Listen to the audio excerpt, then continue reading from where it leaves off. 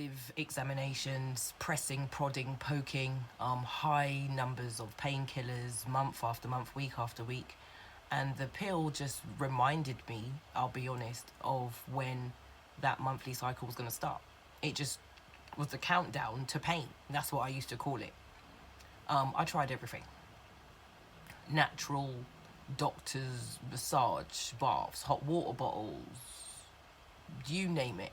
And it used to get to the stage where I would be in so much pain during the night, I'd actually just go and sit in the bath naked and just run water and sit in water to try and alleviate the pain. And the water used to be really, really hot.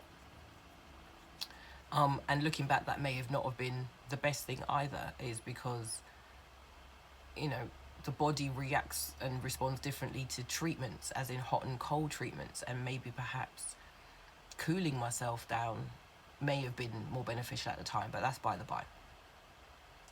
But over the years, not being able to conceive, things happening in regards to when I did actually get pregnant, I didn't know, I didn't realise I had a miscarriage because my periods were so painful anyway. So just another painful period was just another painful period. You know, it didn't alert me to kind of go and get myself checked out anytime soon. I just lived with the pain month after month, not knowing what was really going. At around the age of about 21, I had a laparoscopy and a dye test, which is basically where they go in with ink and they squirt it into your fallopian tubes and the areas around your cervix and your womb to see if there are any blockages or just anything abnormal. And they came back with everything looks okay. Basically, nothing looks abnormal. Nothing was smaller or bigger or blocked or bent out of shape, or, you know what I mean, wasn't where it's supposed to be, or anything additional in that respect. And it was just always a question in the back of my mind as to what I'd been injected with this whole time. There were times I even went and asked for my medical records, and for whatever reason there seemed to be a problem with them. Seemed to be not printed properly, where the ink had run out, or pages were missing. And it's just got to that point where my life then took over, basically. Domestic violence, bankruptcy, homelessness, and then all the other crap that you try to get on. Like, my health just became, put it over there. And then things got kind of serious when I got to my 30s. I'd still meet people, relationships would break down because I couldn't conceive for these men, and then I was looked at as not being, you know, a well woman, and it was always my fault why something was wrong with me. So it kind of just put me in a place of not wanting to talk about it, kind of say to guys that I just didn't want children, I'm dealing with debt, leave me alone, make me work. I became quite defensive of it. They then realised that it wasn't something that they could talk to me about in a civilized manner, so they'd eventually cheat on me, get somebody else pregnant, prove it was me that had the problem, or just simply move on, or I just ended with sabotage the relationship in some way, shape or form.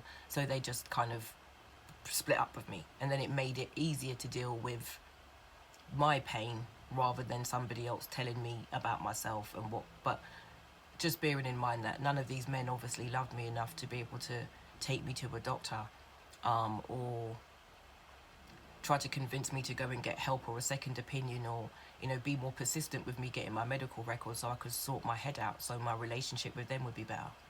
So that's what's kept me in a really strange place for the last few years.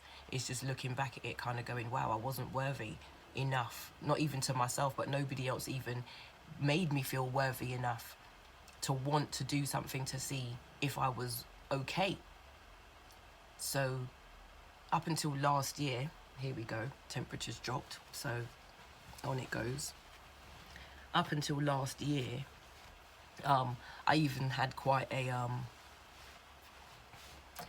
real, like, serious argument slash debate with somebody who so-called was interested in me, who realised that I hadn't healed from some of the stuff that I'd been through in the past, but he was trying to be, like, quite pushy, is what I would say, in his way of dealing with my situation, like, you know, go to the doctors, do this. Yeah, so I appreciate the fact that he wanted to help me solve that problem. But ultimately, what I had to sort of say to kind of close it down was, so they tell me that, you know, they did inject me with something that wasn't right for me, and I have had an adverse reaction to it, and it has affected me throughout my whole adult life in regards to conceiving and having children of my own. It's definitely messed up my mental health. It's messed up my relationships with my family and people around me and friends. I've walked around feeling jealous and envious when I see pregnant women and people with children. And albeit I wanted to be a teacher, I wanted to work in schools, I wanted to be around children. So maybe in a roundabout sort of way, I wasn't meant to have children of my own. You know, I'm currently a mentor, and just with everything that's been going on for the last year or so, in your face for the last year or so, but with what's been happening throughout, you know, the last 20 years is what it is, I would say, I have had opportunity to even have moments in my life where I can say, you know what, I'm grateful, I'm thankful, and I'm appreciative of the fact that I don't have children of any age, because just looking at what's been going on, I wouldn't want to leave them in this world to deal with it, quite frankly. So that's what's kind of got me through most recently on a mental, maybe, you know, emotional side. But I've been very angry and bitter, but it does lead me to still question what I was injected with. And the reason why I'm recording this now is because we know there's talk of certain things that they want to try to give us at the moment, preventative measures, because of what's been happening. And the reason why I'm talking the way I'm talking is because I don't want my video to be blocked or deleted, or they think that I'm kind of trying to encourage and incite and divide, which I'm not trying to do. I'm just trying to explain my nervousness of being injected with anything. Going forward, full stop, point blank. I really had to trust the NHS when it came to my brain tumour, in regards to the treatment at that time. And but that's a different different recording. I'll sort of speak about that on a different note. But yeah, trust is not something that I'm willing to just hand over to anybody at this moment in time without doing a lot of research, without seeing side effects in years to come, and just seeing kind of how the world really pans out at the moment. But looking after self, listening to my body is what I really want to close this recording with. Learning how to solve ailments and pains and aches and symptoms using herbs and plants and natural substances, rather than always going to the chemist or the pharmacy or running to the GP and the doctor. I think that nature somehow kind of finds cures and finds remedies for things, and it's for us to go back and have a look at herbs and spices and things that we can do to actually feel better, cure, or even put things into remission and make certain pains and aches subside naturally.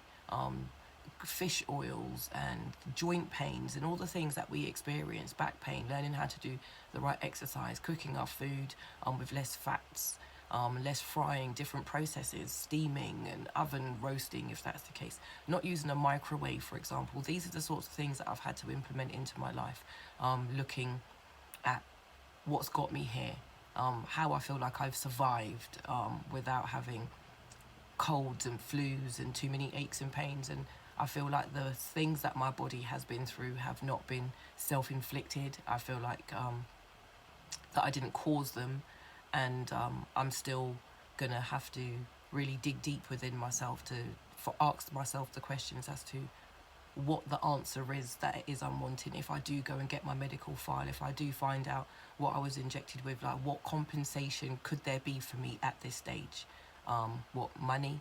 Because it's not going to give me back the last 25, 30 years. It's not going to enable me to have a child of my own naturally, should we say, at this moment in time. You know, surrogacy, adoption, fostering, yeah, options. I understand all of that, but there's still 25 years of not knowing, you know, since I was 16, should I say, it's even longer, it's 35, it's nearly 30 years of not knowing.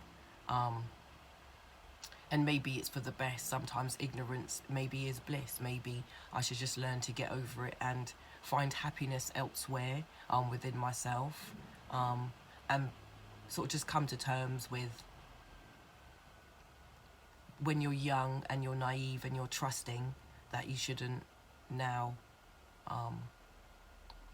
regret or have those regrets as an adult, and not to blame my parents or the people around me for not pushing harder for me. I think the last and final message is, you are really important, and you need to get that into your own head. And that's what I've been working on for quite some time, is I am important to me.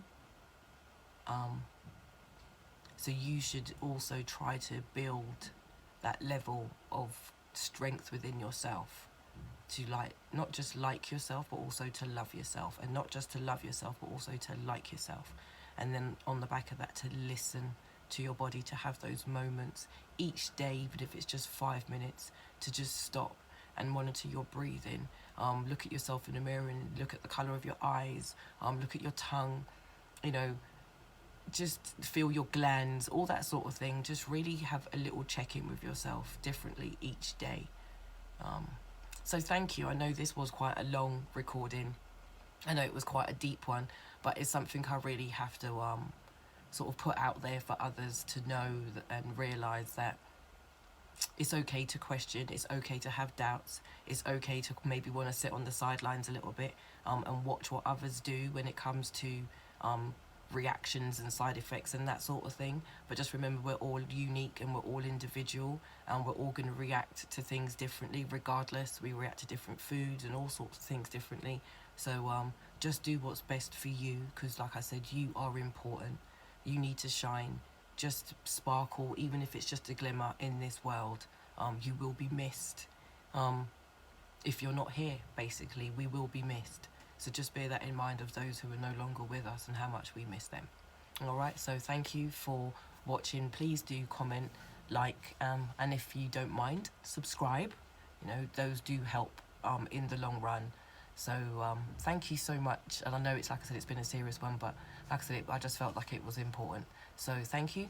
I am Natural Mystic. I am also bouncing back in so many ways, and I hope that this recording has given you some hope, some faith, and a little bit of insight into who it is I am, and hopefully helps you, or a younger queen, princess going forward, to just have conviction and don't be scared to question, ask why, and the power of no is really important. One love, take care. Rastafari.